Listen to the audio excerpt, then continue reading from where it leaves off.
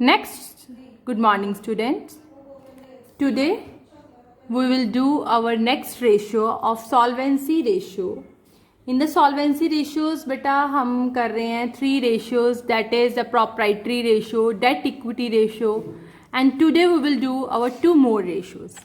That is total assets to debt ratio, total assets to debt ratio. यहाँ हम कौन सी करेंगे? इसमें interest coverage ratio. Please listen these both ratios carefully. First ratio is total assets to debt ratio. So इसका formula, it's very easy बेटा. अगर आपको आ जाए total assets to debt ratio, क्या आ गए? Total assets to debt ratio. यहाँ आपके पास आ जाए ये भी आ जाता होता कई बार. Fixed assets to debt ratio, यहाँ आ जाए आपके पास ये current assets to debt ratio. कुछ भी आ सकता है बेटा. Total assets to debt ratio भी आ सकता है, फिक्स्ड एसेट्स भी आ सकता है और करंट एसेट्स भी आ सकता है. ठीक है. सो आप कैसे निकालोगे? सिंपल है. Total assets to debt means total assets upon debt. Okay. Fixed assets to debt means fixed assets upon debt. Current assets to debt, current assets upon debt. Clear. अब टोटल एसेट्स कैसे निकालते हैं? As you know, fixed assets plus current assets. ठीक है. और debt, debt means हमारा long term debt. Debt means हमारा long term debt भी हो सकता है और लॉन्ग डेट हमारा टोटल डेट भी हो सकता है. Whichever is information is given to you. Long term debt तो आपको पता है ना, डिबेंचर, लॉन्ग टर्म लोन, वो आ जाता है. टोटल डेट में क्या आ जाता है? Long term debt plus current liabilities. Total debt में क्या आ जाता है? Long term debt plus current liabilities. Okay बेटा. सो ये देख लो सारे फॉर्मूले. Total assets to debt, total assets over total debt, fixed assets over total debt, current assets over total debt. Total assets is equal to fixed assets plus current assets. Total debt is equal to long term debt plus current liability. Total assets is equal to fixed assets plus current assets. Long term debt आपको पता है borrowings हमारे हैं, debentures. Total debt is equal to long term debt plus current liability. So now we will solve our one sum related to this ratio. आपको बेटा given है share capital, 6% debentures, current liabilities, fixed assets, current assets, and you will have to calculate total assets to debt ratio. क्या निकालना है आपने? total assets to debt ratio. क्या formula इसका? total assets over total debts. Total assets over total debts. Okay. So पहले हम निकालते हैं टोटल एसेट्स. कौन कौन से हमारे?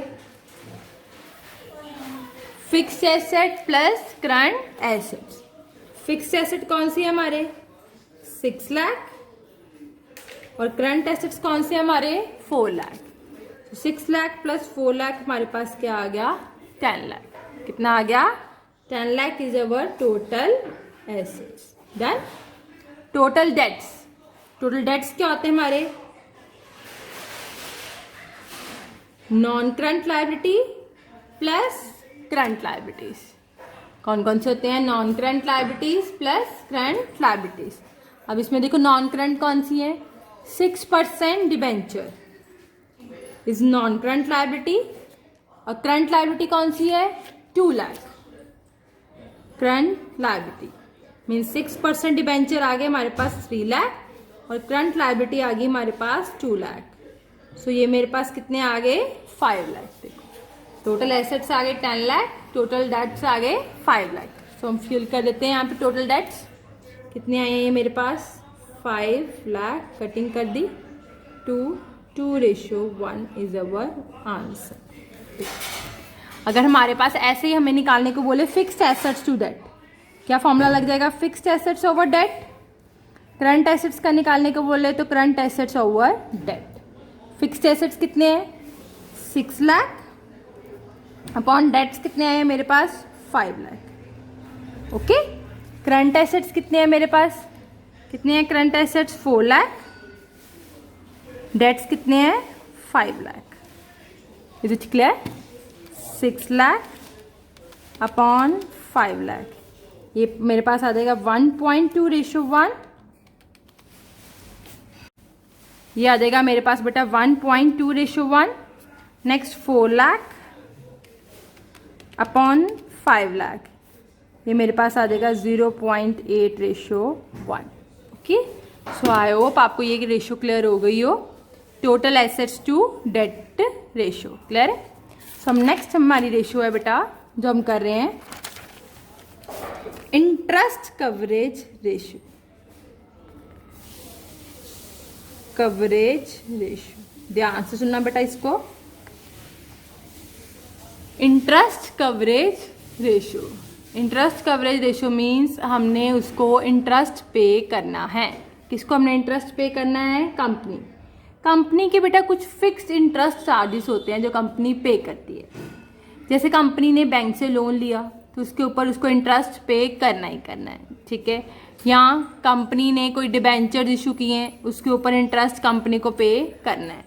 या कंपनी ने कहीं फाइनेंशियल इंस्टीट्यूशन से लोन लिया है तो कंपनी के ऊपर, कंपनी को उसके ऊपर इंटरेस्ट पे करना है, ठीक है। इसको हम, इसके एक और नाम है बेटा, याद रखना, it is also called fixed charges cover ratio, और इसको क्या कहते हैं? Time interest earned ratio. There are two names of interest coverage ratio, that is, there are two names of interest ratio, that is fixed charges cover ratio और time interest earned ratio. Kindly listen this ratio carefully, बेटा ये बाकियों से different है, okay. इसका formula क्या होता है पहले देखो। Interest coverage ratio is equal to net profit before interest and tax divided by fixed interest charges. Net profit before interest and tax divided by fixed interest charges. Net profit before interest and tax को बेटा आप EBIT भी हम कहते हैं, क्या कहते हैं हम, और इसको EBIT। Net profit means earnings before interest and tax. Earnings means हमारे प्रॉफिट्स, ठीक है बेटा। बेटा जब भी कंपनी को प्रॉफिट्स होते हैं ना, एक तरीका होता है, एक प्रोसीजर होता है उसको पेमेंट करने का। कंपनी अपने प्रॉफिट्स में से सबसे पहले पेमेंट करती है इंटरेस्ट की, फिर कंपनी अपने प्रॉफिट्स में से पेमेंट कर टैक्स की। किसकी पेमेंट करती है? टैक्स की। सबसे पहले इंटरेस्ट, फिर करती है टैक्स। तो ये उसके पास क्या आ जाता है? Profits after interest and tax. Interest और टैक्स को माइनस करने के बाद प्रॉफिट। उसके बाद वो प्रेफरेंस शेयर होल्डर को डिविडेंड देती है। फिर लास्ट में जो पैसा बच जाता है that is for equity share holders. Last में जो पैसा बच जाता है, ठीक है। फिर लास्ट में कंपनी का प्रॉफिट्स होता है। कंपनी पहले प्रॉफिट्स में से क्या पे करती है? इंटरेस्ट, फिर टैक्स, फिर जो प्रॉफिट्स बचता है उससे प्रेफरेंस शेयर होल्डर को डिविडेंड, लास्ट में इक्विटी शेयर होल्डर को। अब समटाइम्स आपको सम में profit after interest and tax given हो, तो आपको कौन सा चाहिए? Before interest and tax. तो आप क्या करोगे? टैक्स और इंटरेस्ट दोनों इसमें क्या कर दोगे? प्लस कर दोगे। अगर आफ्टर गिवन है तो दोनों में टैक्स और इंटरेस्ट प्लस कर दोगे तो आपके पास कौन सा आ जाएगा? बिफोर। और अगर सब में बिफोर ही गिवन है तो इट्स ओके, तो आपने कुछ नहीं करना, बिफोर ही लिखा रहना है। डिवाइड किससे करना है? फिक्स्ड इंटरेस्ट चार्जेस, जो भी कंपनी के डिबेंचर्स वगैरह आएंगे फिक्स्ड इंटरेस्ट चार्जेस के साथ आपने डिवाइड कर देना, ओके। सो हम एक सम करते हैं इसके related. Kindly listen this sum carefully. In this sum आपको गिवन है बेटा EBIT. EBIT मीन्स earning before interest and tax. यहाँ इसको हम क्या बोल लेते हैं, profits before interest and tax. 15% term loan given है, 20% कौन सा है, borrowings from bank 33 lakhs, 14% public deposit. That is a rate of interest. क्या होता है ये बेटा आपका रेट ऑफ इंटरेस्ट. नेक्स्ट हम सेल्स ऑफ कंपनी की ग्रो हो गई, ये हम सेकंड पार्ट है. ठीक है, पहले हम ये करते हैं. ठीक है, फर्स्ट पार्ट की इंटरेस्ट कवरेज रेशियो निकालनी है. क्या फॉर्मूला है, net profit before interest and tax over fixed interest charges. Net profit before interest and tax fixed interest charges. इसको हम और क्या बोलते हैं, EBIT means earnings before interest and tax. That is given to you, बिफोर ही given है, so हमने सिंपल लिख देना 15 लाख. ठीक है बेटा, डिवाइड किससे करना है, fixed interest charges. Fixed interest charges मैं बताती हूँ ये कैसे आते हैं. देखो ध्यान से देखना. 15% term loan is given to you 50 lakhs. So हम इसका इंटरेस्ट कैसे निकालेंगे, 50 लाख पे कितने परसेंट इंटरेस्ट आ गया, 15%. That is 7,50,000. पहला इंटरेस्ट कितना आ गया, 7,50,000. Is it clear. ठीक है, नेक्स्ट 20% 33 lakhs पे, 33 लाख पे 20%, 6,60,000. ये भी प्लस फिक्स्ड इंटरेस्ट चार्जेस हैं. ठीक है, 14% पब्लिक डिपॉजिट्स 15 लाख पे, 15 लाख पे 14%, 2,10,000. ठीक है बेटा, so plus 7,50,000, 6,60,000. That is 16,20,000 is our fixed interest charges. Okay, देख लो मैंने सबके परसेंटेज लगाई है which is fixed rate of interest on the amount. तो मेरे पास आ गया 16,20,000. सो 15 लाख ओवर 16,20,000 ओवर 16,20,000. सो ये मेरे पास कितना आ गया, 0.925. एक बात और, इंटरेस्ट कवरेज जो रेशियो होती है ना बेटा, इसका आंसर भी टाइम्स में आता है, याद रखना. किस में आता है इसका आंसर, टाइम्स में. सो हमारा आंसर है 0.925 टाइम्स. ओके, ये देखो क्लियर हुआ. आई होप ये आपको क्लियर हो गया हो. अब देखो नेक्स्ट लाइन क्या लिखी है इसकी, sales of company are growing. Company की सेल्स कहते हैं बढ़ रही हैं. So company borrowing additional, company ने और बोरो कर लिया है, डेट इज 25 lakhs और बोरो कर लिया. बाकी सब कुछ सेम चला, बस कंपनी ने कितना और बोरो कर लिया, 25 lakhs. और EBIT भी इंक्रीज हो गई, debt is 20%. Expected to be increase कितना होगी, 20%. सो पहले हम एक स्टेटमेंट बना लेते हैं. EBIT कितनी थी, 15 लाख, कितने परसेंट इंक्रीज होगी, 20%. So 15 lakh plus 20%, that is the 18 lakh. कितना आ गया ये, 18 lakh. ओके डन, ये इंक्रीज होगी. उसके बाद टर्म लोन ये सेम रहा, 15% term loan, that is 50 lakhs. 14%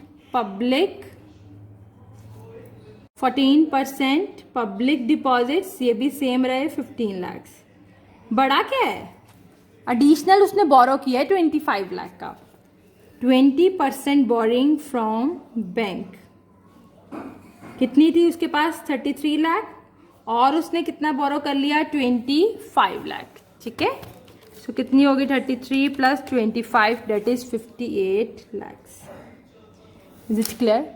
अब आपको फिर सेम यही चीज निकालनी है, interest coverage ratio, net profit before interest and tax, या इसको हम क्या बोल लेते हैं, EBIT upon fixed interest charges. ठीक है, EBIT अब कितना आ गया हमारे पास, 18 लाख। फिक्स्ड इंटरेस्ट चार्जेस ये हम निकाल लेते हैं, जैसे हमने पहले निकाले थे। 50 लाख पे 15%, 7,50,000 प्लस 15 लाख पे 14%, 2,10,000, 58 लाख पे 20%, 11,60,000। हम तीनों को प्लस कर लेते हैं, 11,60,000 प्लस 7,50,000 प्लस 2,10,000, ये कितना आ गया, 21,20,000। ठीक है बेटा, सो डिवाइड कर देते हैं, 21,20,000, 18 लाख ओवर 21,20,000, ये मेरे पास कितना आ गया, 0.849। सो इसका आंसर भी हम किस में लिखेंगे, टाइम्स में। ओके, सो अवर सॉल्वेंसी रेशियोज कौन कौन सी हो गई, 4 हो गई ना रेशियोज। कौन कौन सी हैं, first is debt equity ratio, next is total assets to debt ratio, proprietary ratio, और लास्ट वन हमारी कौन सी है, इंटरेस्ट कवरेज रेशियो। ठीक है, इनमें से इन तीनों के आंसर तो रेशियो में आते हैं, और जो इंटरेस्ट कवरेज रेशियो है इसका आंसर किस में आता है, टाइम्स में आता है। सो आई होप आपको सारी रेशियो समझ लग गई हो।